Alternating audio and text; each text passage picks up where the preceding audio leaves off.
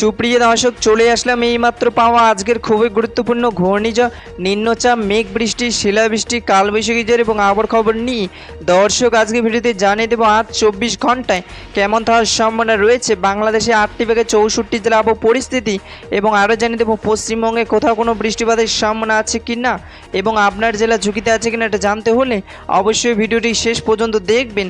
আর আপনি কোন জেলা থেকে আজকের আমাদের ভিডিওটি দেখছেন সেটা অবশ্যই কমেন্টে বলে দেবেন, তাহলে আমরা সবার আগে সেই জেলার আপডেট দিয়ে আগে শুরু করব।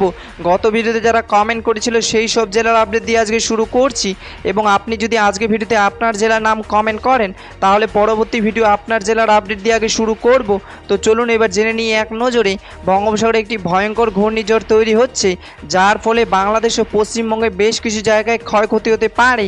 দর্শক এবার সরাসরি চলে আসলাম মেঘ বৃষ্টির স্যাটেলাইট পুরো চিত্রে, এবং এই মুহূর্তে দেখতে পাচ্ছি আজ এবং আগামীকাল 24 ঘন্টায় বাংলাদেশে 8টি থেকে 64 জেলার আকাশ মেঘলা থাকার সম্ভাবনা রয়েছে।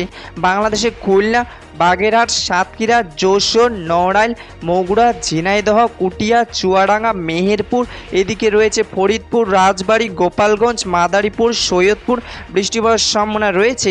এবং পশ্চিমবঙ্গে হাওড়া, হুগলি, উত্তর 24 পরগনা, দক্ষিণ 24 পরগনা, পশ্চিম মেদিনীপুর, ঝাড়গ্রাম, নদিয়া, মুর্শিদাবাদ, মালদা, উত্তর দিনাজপুর, দক্ষিণ দিনাজপুর, পশ্চিম বর্ধমান, এদিকে রয়েছে বৃষ্টি পড়ার সম্ভাবনা রয়েছে 25শে আগস্ট 2026 মঙ্গলবারে আবহাওয়ার খবর। ধন্যবাদ।